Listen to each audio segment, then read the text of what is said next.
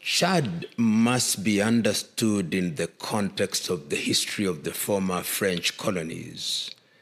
In 1958, when Charles de Gaulle became the president of France and the wave of independence has started, he allowed the former French colonies to vote either yes or no, to remain within the effective control of France by voting yes or voting no, and gain independence and be outside of the control of France. And of course, Guinea and Algeria were quite clear and took a clear decision. When therefore Chad regained independence under the leadership of Francois Tombalbaye, it was a new beginning, but French dominance was still alive and well. And I remember at one time during the 1970s, when there was the desire, early 70s, to move away from colonial names and other things, Francois Tombalbaye became Ngata Tombalbaye. But he was an erratic character. And his dalliance with the French, of course, did not last long. And in 1975, he was overthrown. But that did not take away the fact that the French were still in control. So that when the Balbaye government is overthrown and Felix Maloum comes in, the French are once again firmly in control. And later, of course, when Felix Maloum was overthrown, we had the administration of Gokuni Wedei. And after Gokuni Wedei, we had the major conflict between Gokuni Wedei forces and Hissène Habré forces. Ultimately, we know that Hissène Habré was tried for conducting affairs that were contrary to human rights and was actually jailed. And of course, after that, we had Déby administration. And after Déby's death, his son, Mahamat, is now the effective ruler and has declared that he wants to contest the presidency. So these conflicts are born out of many contradictions. Contradictions born out of individuals who still want to be under the control of the French. And it must be remembered that even as we speak now in the year 2024, the French look at Chad very differently. Many of the forces that were expelled from Mali, Niger, Burkina Faso have relocated to Chad. And the recent conflict in the month of February that saw the death of the socialist leader in N'Djamena must therefore be seen in the context of the unseen hand of France trying to remain in effective control of Chad and therefore not allowing somebody that they do not control or somebody that they do not understand to become the president of Chad. And my view is that Mahamat is seen as somebody who will do France's bidding. And this is the last point for France in the Sahelian region, and they are going to fight for it. Remember, they have lost Guinea, they have lost Mali, they have lost Niger, they have lost Burkina Faso. They are going to fight for Chad. That, in my view, is the brief history and the circumstances surrounding the current Chadian situation. France is in the same station as the former colonial powers, whether it's the United Kingdom or Spain or France itself. These are former colonizers that are losing their grip. They are losing their sources of income. They are trying to be relevant in the modern day political chessboard. And therefore, when you see them doing the things that they are doing, making noise, you've seen, for example, President Macron saying that we must win in Ukraine. We cannot allow the Russians to win. We are going to make sure that they are defeated. A very unfortunate statement, if you ask me. if you say that this is a conflict between Ukraine and Russia, and a foreign power which has a very dark historical past is saying we must win, it tells you that this is a proxy war. And these are the kicks of a dying horse. And you can see France is dying in many places in the world, not literally, but in terms of losing her political grip, in terms of losing her economic grip. And that is in itself indicative of a system that has too many internal contradictions. And those contradictions are beginning to undermine their confidence. So that even when they talk about Ukraine, they're also scrambling to retain their power in the Sahelian region, and they are losing it. There is even anecdotal evidence that some of the insurgencies that you now see in Burkina Faso, the insurgencies you see in Mali, in Guinea, are actually financed at the behest of France. And when they see a country like Chad continuing to behave as if it were a neo-colony, then they like it, and they are going to do everything to protect her for their benefit. Africa finds herself in a very interesting situation as we speak. And I'm speaking about Africa in the full knowledge that Africa is diverse, that Africa has different hands at play, that African countries have different historical experiences, that the British still want to be here, the Portuguese want to be here, the Belgians want to be here, the Americans, of course, want to be here, the Chinese want to be here, the Turks want to be here, everybody wants to be here. But France is a lot more desperate.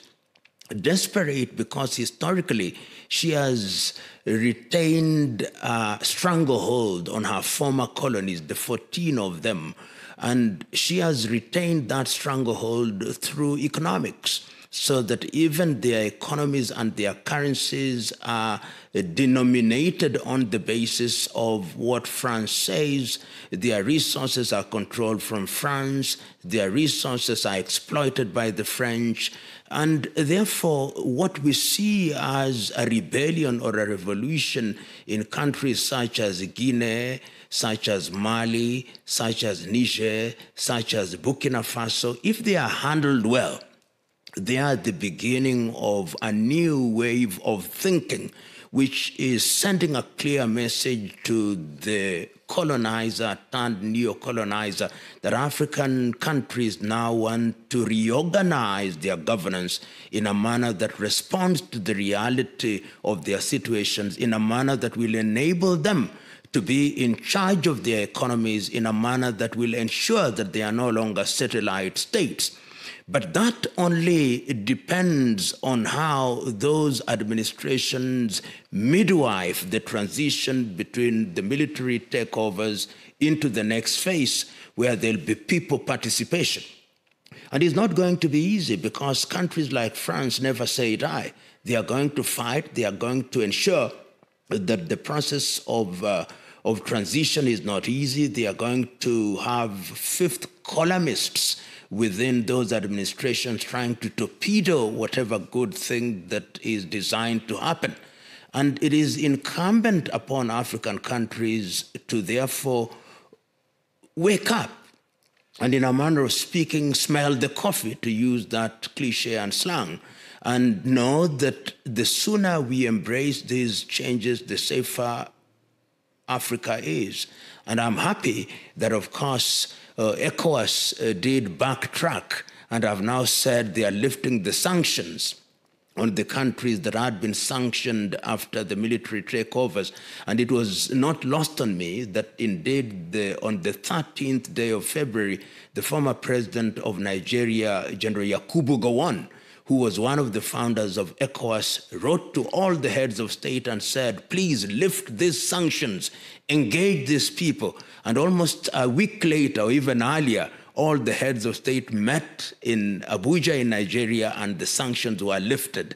And I hope that this is the kind of impetus that is going to gain traction, so that Africa benefits positively from these changes. Remember, in many African countries, the ballot has been abused to the detriment of the people, and the people are yearning for genuine change. that will liberate them from the external colonizers and even the internal colonizers who are latter-day politicians who are using state resources to remain in power and to do the bidding of foreign powers. The story of Congo is the story of sadness, because one remembers that in the 1950s, when Congo was still under the control of Belgium, the Belgians never intended to leave. And I read fondly in history when in 1958, the first Prime Minister of Congo, Patrice Emery Lumumba, was invited by Kwame Nkrumah to attend a conference in Accra. That invitation to Lumumba was never meant to take place. In fact, the person who had been invited was Joseph Kasavubu, who was to become the first president. And when they came back, Lumumba had now had a dalliance with other leaders such as Nkomo, such as Nkrumah, and others. And he came back, and the agitation for independence started in earnest. So that when the Belgians decided to grant independence to Congo, it was in a style that was designed to ensure that it failed. And King Baudouin, who was the king of Belgium at that time, was disgusted on that day when Lumumba gave his famous speech that the history of the Congolese will be written by the Congolese themselves. And barely 1 year, 9 months almost, after the independence had been granted, we saw what started to happen. What started to happen is they sowed the seeds of discord between Lumumba and Kasavubu. At that time, they had already recruited Joseph Desire Mobutu to be an agent of the Belgians, and history now confirms that he was an agent of the CIA. They accused Lumumba of being a communist, and they even sowed the seeds of secession in Katanga and even in Kivu. And of course, we know that Lumumba was arrested and ultimately executed. And the structure was designed in such a way that Congo would never be united, because the resources in Congo are so much that nobody wants a united and orderly Congo. They want a Congo that is in disarray so that they can continue to exploit the resources of Congo. And we saw that during the kleptocratic regime of Mobutu Sese Seko, that is exactly what happened. And even when Kabila came in, the two Kabilas, nothing much changed.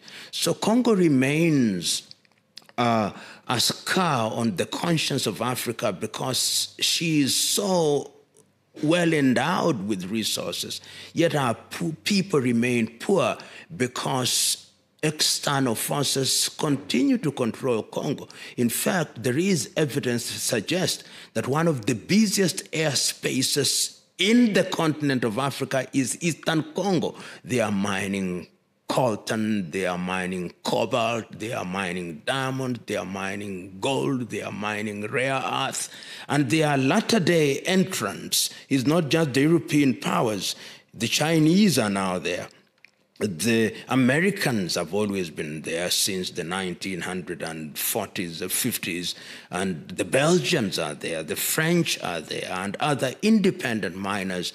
And Congo is therefore a complex environment, and that complexity has seen one of the major wars, what was described at that time as Africa's World War, when many forces from Africa came, and of course there was a lull, and then that disappeared, and we have seen once again that the forces of destruction and division are back again in Congo, and Congo is not at ease. One need only read the writings on this history in the famous works of Kwame Nkrumah, Challenge of the Congo, and you will understand that Congo is a country that is on the jaws of danger. Complex conflict, Complex because they are external players who now know or believe and have the strong conviction that a disorderly Congo is good. Because if you have conflict, and it's estimated that there are over 120 armed groups in eastern Congo only, that tells you how complex it is. And these armed groups are financing their activities through illegal mining. It also must be understood that Congo, like most African countries, are victims of the arbitrary boundaries that were created in Berlin. People never remember this as often as they should. But the conference that was held in Berlin in 1884 and 1885 was actually known as the Congo Conference. It was at the behest of King Leopold of the Belgians to deal with the question of Congo, and that is how the partition then came about, in order to give people spheres of influence so that the European powers would not fight one another as they extracted things from the Congolese people. Now, why do I say it is complex? And why do I say that the boundaries are also part of the problem? Because of the arbitrariness with which the boundaries were drawn, you now find different ethnicities across borders. Take, for example, Rwanda and Burundi, what was known as Rwanda and Burundi. You find people who were described as Tutsis and Hutus, and you find also a large population of the Tutsis, sometimes referred to as the Banyamulenge, who are in Congo, so that they are Congolese. They are not Rwandese on the basis of the boundaries that we have. Nyerere, the former president of Tanzania, actually during the early days in 1970, when he was asked to mediate, said, when we talk about the Tutsi in Congo, they are not Rwandese, they are Congolese, according to the boundaries that we inherited. And for that reason, it is incumbent upon the governments and administrations in Congo to treat them as Congolese. The fact that they have their kith and kin in Burundi and in Rwanda does not make them Rwandese or Burundians. And he made this example, he gave this example. For example, the Maasai in Kenya and the Maasai in Tanzania, they are Maasais, but they are those who, by dint of the boundaries, are now Kenyans and others Tanzanians. And that is yet another conflict.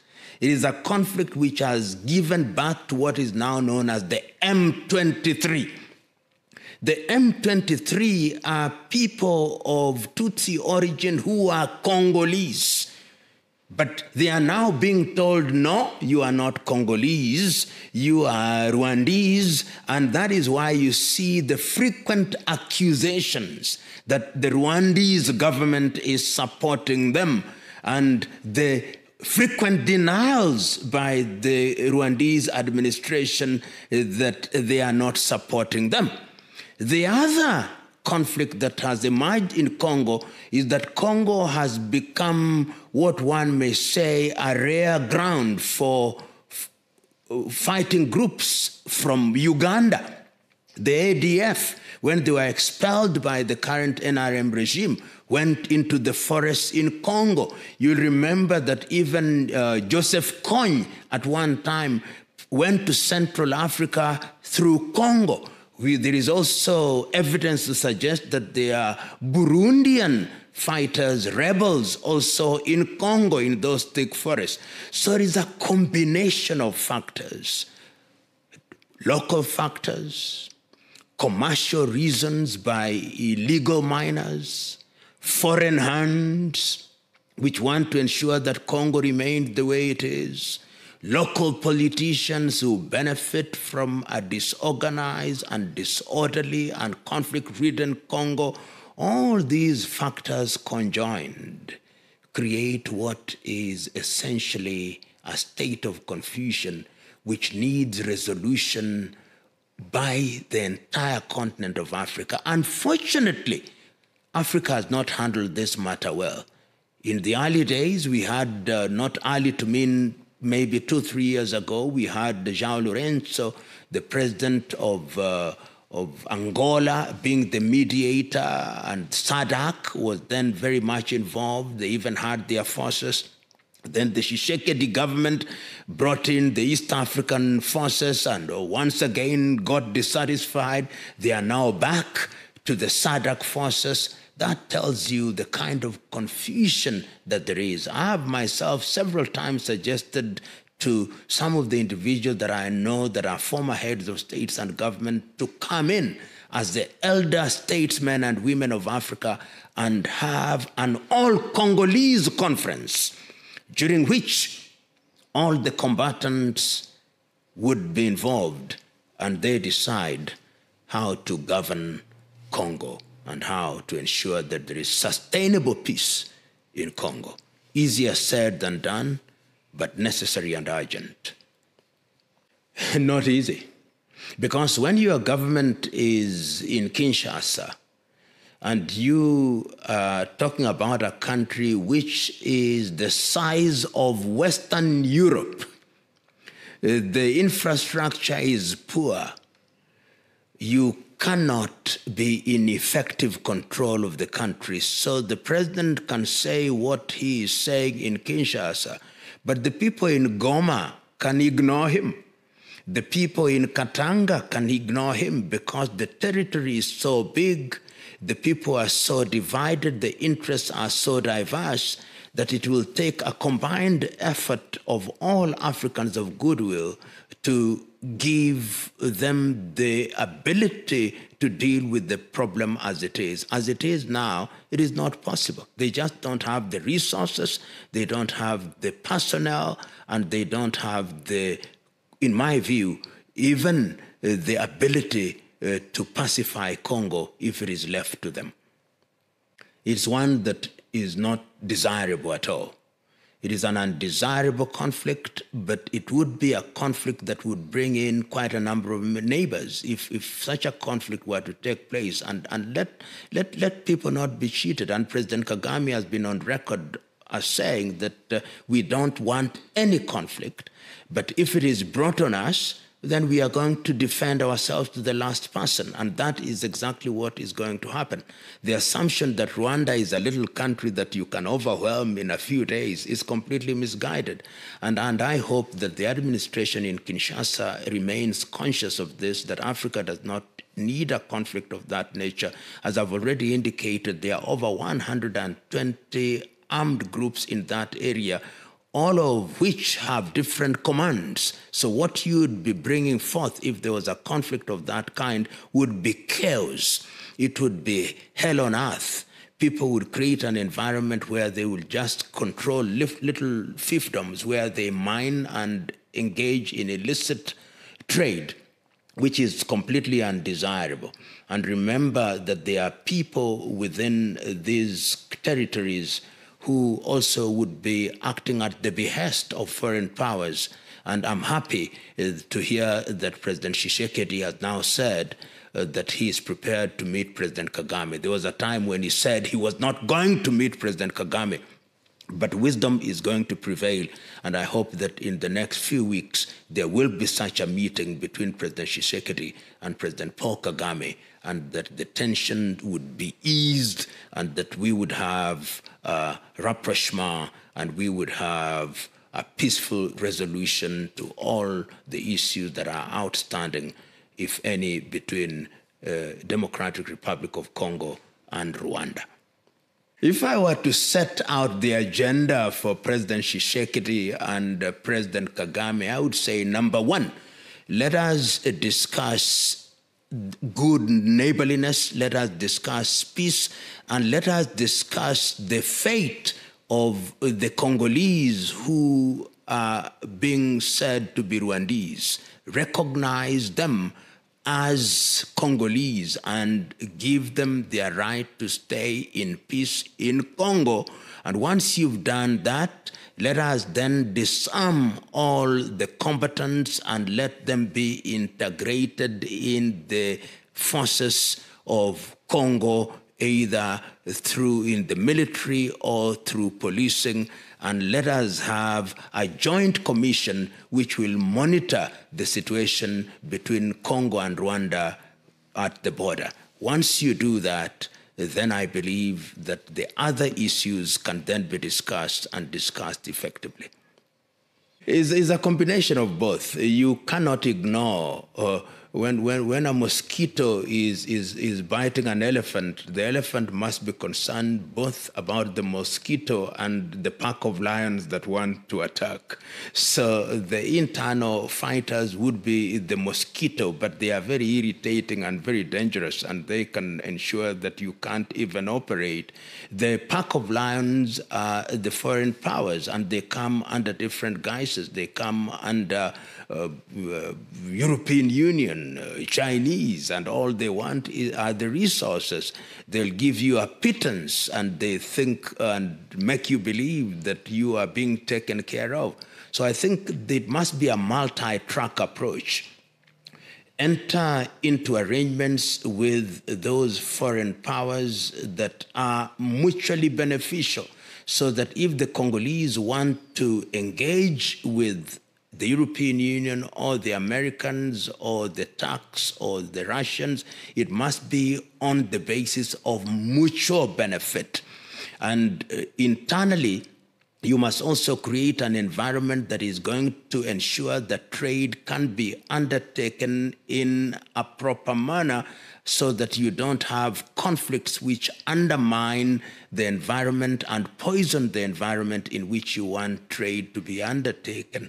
So that can be done. These are things that can be done simultaneously, and I believe that a government that is convicted, a government that is clear in what its mandate is and what its goals are, can achieve all these. It has been done before, and I see no reason why it cannot be done in the Congolese situation, the complexities and the history notwithstanding.